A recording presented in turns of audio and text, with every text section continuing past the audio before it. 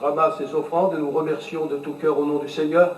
Nous nous permettons, avec mon collègue et moi-même, de demander au pasteur, M. Le Cossec, qui voyage dans le monde, je peux le dire, qui voyage dans le monde. Il a voyagé dans plus de 40 nations, non pas pour faire du tourisme, comme certains le font, et tant mieux pour eux, mais il voyage pour la cause de Dieu et pour le Seigneur Jésus. Si pendant quelques minutes, il pouvait nous dire quelques paroles que Dieu a mis sur son cœur. Merci, pasteur Le Cossec.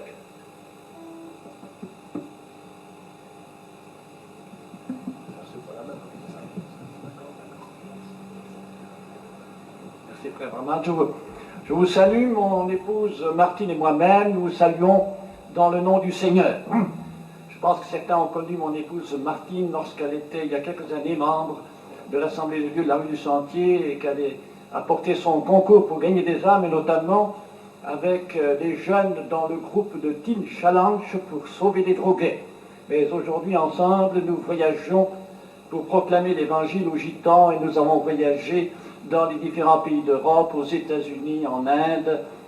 Mais peut-être le temps est-il venu maintenant de s'arrêter, car on n'a qu'une vie, et l'âge est là maintenant, et peut-être maintenant faut-il redevenir soit pasteur, soit peut-être dans une équipe d'évangélisation. Et je pensais tout à l'heure, en ayant à côté de moi le prédicateur Raphaël, à ce temps où, sous un chapiteau avec Archange, nous proclamions l'Évangile à travers la France. Et quand il était dans le sud de la France, un jour Archange me téléphone, car il est invité dans une église méthodiste à apporter le message, et il demande mon conseil. Qu'est-ce que je dois dire? Alors je lui pose des questions. Tout d'abord, je lui demande, qui t'a sauvé? Qui t'a pardonné? Il me répond, Jésus-Christ. Qui a guéri ta femme? Il me répond, Jésus-Christ. Qui t'a baptisé dans le Saint-Esprit? Il me répond, Jésus-Christ. Et qui va revenir te chercher? Il me répond, Jésus-Christ. Alors je lui dis, eh bien va et prêche Jésus-Christ. Bien. Mais ce que je ne savais pas, c'est qu'à côté de lui, le pasteur méthodiste avait l'écouteur. Et quand il a entendu cela, il s'est tourné vers Archange et lui a dit, tu peux y aller. En effet, c'est là notre message, prêcher Jésus-Christ. Et nous savons que Jésus-Christ est notre maître, et que nous ne sommes que le pauvre pécheur, que le Christ, dans sa bonté, a bien voulu gracier en offrant sa vie sur la croix pour notre rédemption. Et voici, en entrant dans ce hall, vous avez dû remarquer deux mots, espérance et rencontre. Et ces deux mots, vous les trouvez dans la première épître aux Thessaloniciens, au chapitre 4, au verset 15.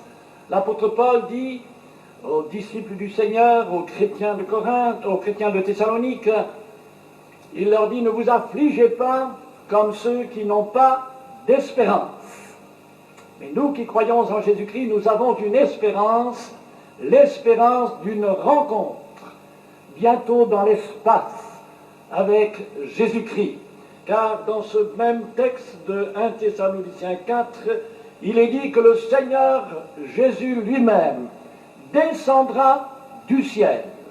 Et nous les vivants, qui seront sur la terre au moment de son retour, il est écrit qu'avec ceux que le Christ aura ressuscités, nous serons tous ensemble enlevés sur des nuées et que nous partirons ensemble à la rencontre du Seigneur dans les airs, dans l'espace. Quelle belle rencontre ce sera quand nous verrons Jésus dans toute sa gloire. Mais pour avoir le privilège de cette rencontre avec Jésus-Christ dans les airs, il faut d'abord avoir une rencontre avec Jésus-Christ sur la terre. Et tout à l'heure, je pense, Archange vous expliquera comment, en effet, il est possible d'avoir une rencontre avec Jésus-Christ. Et Jésus-Christ est au milieu de nous selon sa promesse. Là où deux ou trois sont assemblés en mon nom, je suis au milieu d'eux. Et cela, les tziganes aiment le répéter lorsqu'ils se trouvent ensemble, car ils croient en effet à cette présence vivante de Jésus-Christ. Et par conséquent, chacun de nous peut rencontrer en son cœur Jésus-Christ comme son Seigneur. Et nous louons le Seigneur de ce que nous pouvons ensemble porter nos regards vers cet avenir, avenir d'espérance pour les enfants de Dieu. Mais dernièrement, je lisais cette parole de Gorbatchev. Il disait, et cela après la rencontre qui avait eu lieu, je crois, en Méditerranée avec Bush, le président des États-Unis, il disait, nous sommes tous embarqués sur le même navire, la planète Terre. Prenons garde de faire naufrage, car il n'y aura pas de seconde arche de Noé. Oh, bien sûr, il doit connaître l'histoire de Noé, puisque sa mère était orthodoxe, chrétienne, et le navire communiste a fait naufrage, c'est vrai. Et ce qui attend maintenant l'humanité, c'est le naufrage, en effet, dont il a parlé, le naufrage du navire Planète. Car dans ce même texte de 1 Thessaloniciens, au chapitre 5, il est dit que lorsque les hommes diront paix et sûreté, alors une ruine soudaine les surprendra. Le naufrage vient, et le Christ a dit que ce jour du naufrage s'étendra toute la planète, puisqu'il dit que ce jour, eh bien, sera sur tous les habitants qui sont à la surface de toute la terre. Parole du Christ dans l'évangile de Luc, chapitre 21. Mais ce que Gorbatchev peut-être ne savait pas, c'est qu'il y a une seconde arche de Noé. Le Christ revient, et nous, enfants de Dieu, qui croyons en Jésus-Christ, nous ne sommes pas destinés à ce jour de colère. Nous ne sommes pas destinés à la ruine soudaine des nations. Nous sommes destinés à l'enlèvement de l'Église. Le Christ revient, et nous le verrons de nos yeux, et nous l'acclamerons. Et le temps est venu, en effet, de propager dans notre pays de France, plus que jamais, la bonne nouvelle.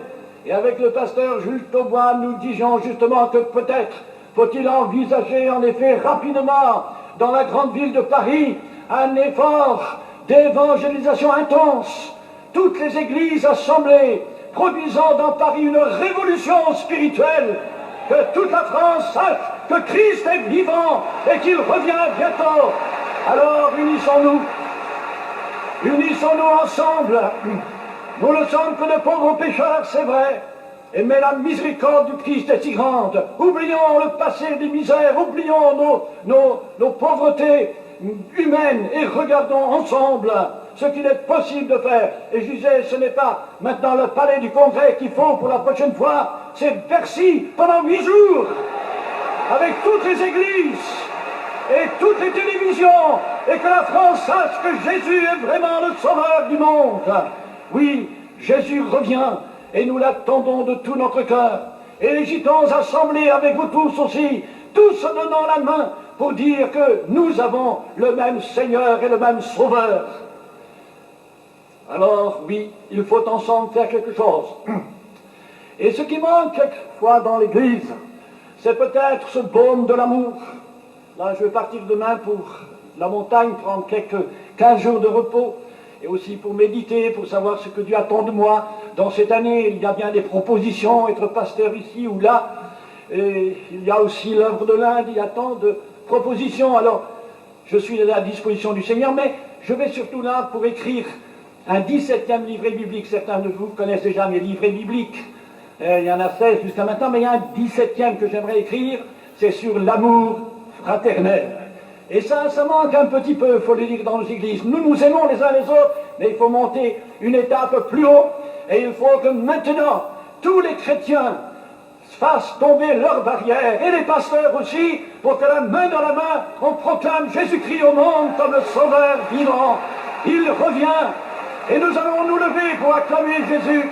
Nous voulons ensemble lui dire que nous l'aimons et que nous l'attendons. Voulez-vous vous mettre debout, et vous allez dire avec moi cet appel intense du cœur que l'on trouve dans l'Apocalypse.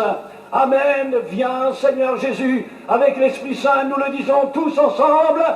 Amen, viens Seigneur Jésus. Encore une fois, Amen, viens Seigneur Jésus. Et nous levons les bras vers le ciel, et nous louons le Seigneur ensemble. Béni soit ton nom, Seigneur. Nous t'adorons, nous te louons, Seigneur. Viens bientôt, Jésus. Nous t'attendons, Seigneur. Viens établir ton règne de paix. Viens, Jésus. À toi toute la gloire. Tout le monde dit Alléluia. Je vous bénisse. Amen. Nous l'applaudissons dans le Seigneur encore.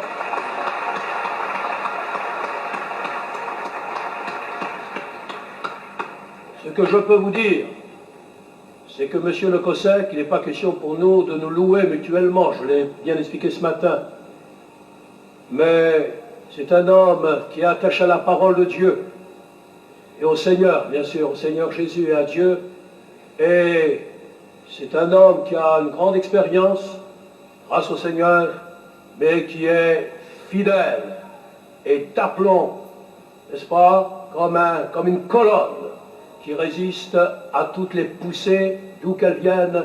Que Dieu bénisse notre frère et qu'il lui donne encore du succès et de nombreuses années.